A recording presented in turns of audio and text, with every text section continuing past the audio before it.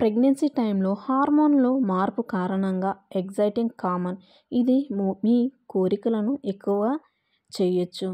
అక్క, మీరు శృంగారం గురించి ఎప్పుడు ఆలోచిస్తూ ఉండొచ్చు. వేరేవారు మిమ్మల్ని ఏం చెయ్యాలని చెప్పొచ్చో దానికి వేరేలా మీ డాక్టర్ మీకు చెప్తే తప్ప మీరు ప్రెగ్నెంట్గా ఉన్నప్పుడు మీరు ప్రెగ్నెంట్ టైంలో ఆ కార్యంలో పాల్గొనడం మంచిదే. దీని గురించి మరిన్ని వివరాలు తెలుసుకోండి. మీరు ప్రెగ్నెంట్గా ఉన్నప్పుడు రొమాన్స్ చేయడం వల్ల కొన్ని బెనిఫిట్స్ కూడా ఉన్నాయి. ప్రెగ్నెంట్గా ఉన్నప్పుడు రొమాన్స్ చేస్తే శక్తివంతమైన భావతృప్తి కలిగే అవకాశాలు ఉన్నాయి. జననేంద్రియాలకు రక్తం ప్రసరణ పెరుగుతుంది. ఇది శక్తివంతమైన ఇంద్రియ ఉద్వేగానికి కారణమవుతుంది. ప్రెగ్నెంట్గా ఉండి వర్కౌట్ చేయాలనిపించకపోతే రొమాన్స్ చేయడం వల్ల చాలా క్యాలరీలు బర్న్ అవుతాయి. మీ పార్ట్నర్ కూడా హెల్తీగా ఉంటారు.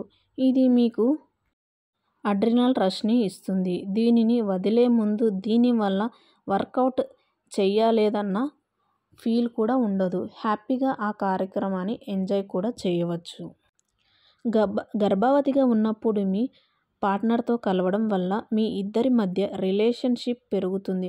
ప్రెగ్నెన్సీ కష్టంగా అనిపిస్తే రొమాన్స్ చేయడం ఆనందాన్ని ఇస్తుంది. ఇది మీ ఇద్దరిని మరింత దగ్గర చేస్తుంది. మీ దగ్గరి మధ్య సాన్నిహిత్యాన్ని పెంచుతుంది.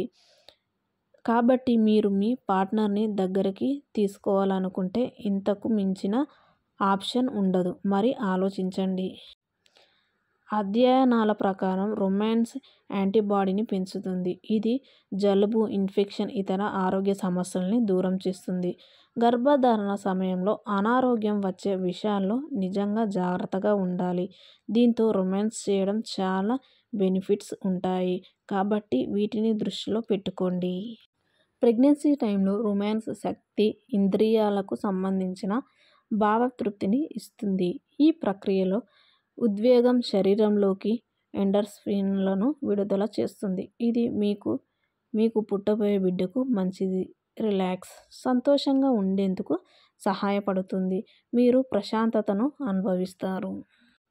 మీరు ఎగ్జైటింగ్గా ఉన్నప్పుడు మీ కంటి కండరాలు సంకోచాలు భాగాన్ని బలోపేతం చేస్తాయి. ప్రక్రియలో ప్రసవ నొప్పి తగ్గుతుంది. ఇది మూత్రాశయ నియంత్రణను మెరుగుపరుస్తుంది. ఇది ప్రసవ సమయంలో ప్రమాదవశాత్తు లీక్లను నివారిస్తుంది. ఇది ప్రసవం తర్వాత త్వరగా ఆరోగ్యకరమైన రికవరీకి కూడా హెల్ప్ చేస్తుంది.